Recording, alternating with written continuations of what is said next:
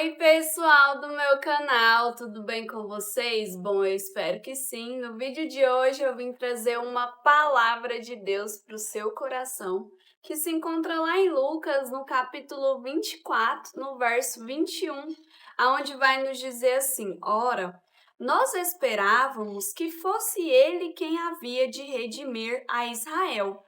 Mas depois de tudo isto, é já o terceiro dia desde que tais coisas sucederam. Bom, se a gente ler até o versículo 27, a gente vai observar os discípulos em um cenário de luto. Lá no verso 25, vai nos dizer assim: Ó nécios e tardos de coração, para crer em tudo o que os profetas disseram. Porventura não convinha que o Cristo padecesse e entrasse na sua glória? Então, olha para vocês ver isso. Como que é para você compreender a vontade de Deus? Eu quero te perguntar, você está disposto a viver a vontade de Deus? Porque muitas vezes tem um preço a ser pago. Quando eu coloco nas mãos de Deus, quando eu falo, Senhor, eu quero viver a tua vontade, eu tenho que estar pronto, eu tenho que estar preparado para renunciar a algo meu, para renunciar uma vontade minha. E nem sempre é fácil. Às vezes a gente vê aquele versículo lá, né? Porque a vontade de Deus é boa, perfeita e agradável. E às vezes a gente acha, não, eu me dispus a viver a vontade de Deus, então agora tudo vai ser perfeito, tudo vai ser um conto de fadas, porque a palavra dele diz que a vontade dele é boa, perfeita e agradável. Tá, é boa, perfeita e agradável para os propósitos de Deus para nossa vida. Ou seja, vai condizer com o propósito que ele tem para as nossas vidas, mas não significa que vai ser bom toda a vida, que você não vai passar por luta, que você não vai passar por dificuldades, né? Então, aqueles discípulos, o que que eles pensavam? Não, ele veio, né, para salvar, né, para redimir e tal os pecadores, mas na cabeça deles não fazia sentido Jesus morrer, né? E se era Jesus, por que que ele morreu? E deu o terceiro dia, eles não estavam acreditando que Jesus ressuscitaria, sendo que Jesus já estava andando do lado deles ali, só que eles não reconheceram Jesus, entendeu? Eles só foram reconhecer no partir do pão. Então, assim, olha o quanto isso é grave. Tá, então Jesus veio, vai salvar o mundo e tal, então o que que eles esperavam? Que fosse tudo perfeito, né?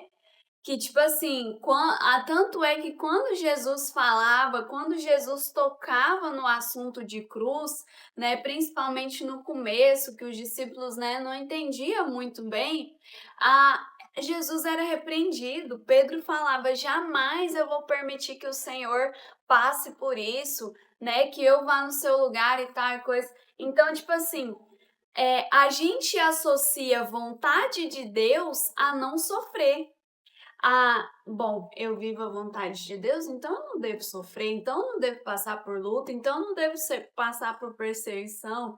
Aí que você se engana, né? Você precisa entender que viver a vontade de Deus não vai te isentar de lutas, não vai te isentar de provações, e até que você compreenda essa vontade de Deus, até que você esteja disposto e que você esteja nesse lugar de propósito, nesse lugar de desfrutar das promessas, você tem um processo, você vai passar por uma jornada, você vai passar por um caminho. Então, eu preciso estar disposto. Eu preciso tomar cuidado com aquilo que eu peço.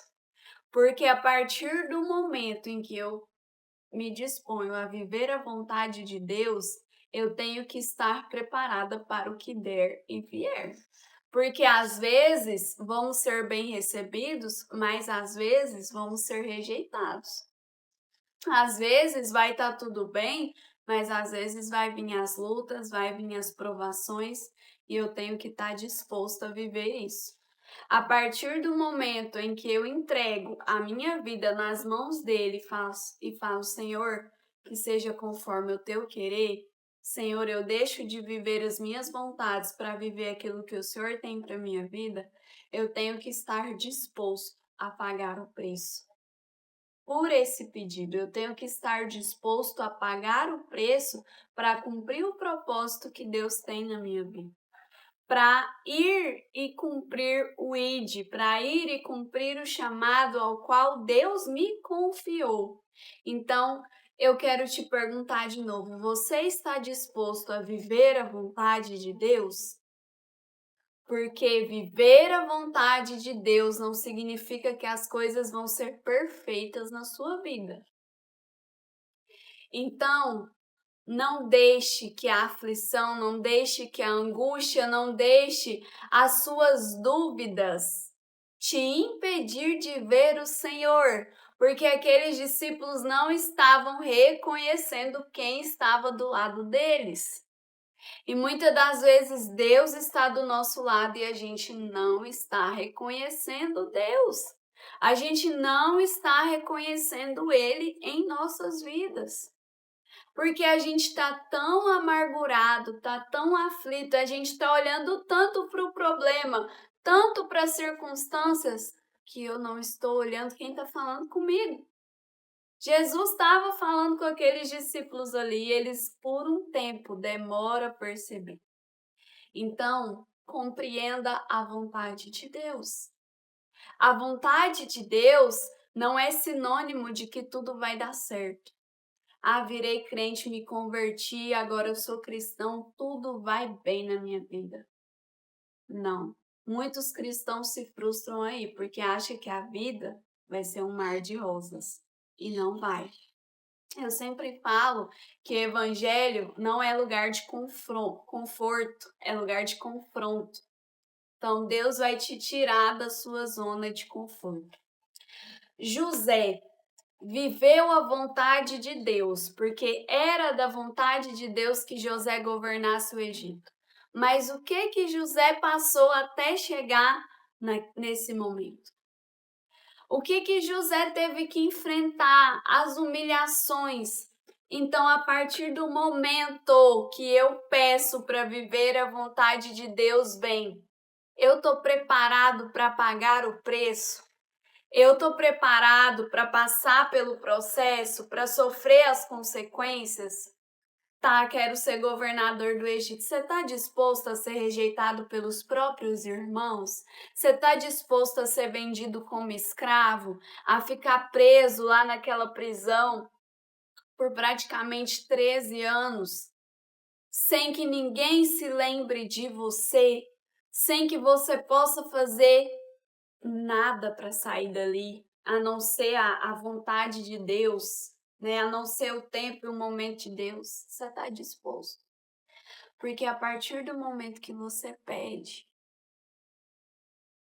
tenha consciência do que você está pedindo. Tenha consciência que vem um processo. Muitas das vezes esse processo é doloroso. Esse processo é longo. É um deserto na nossa vida. Mas se a gente passar, se a gente continuar firme, olhando para o alvo que é Cristo, a gente vai conseguir chegar lá.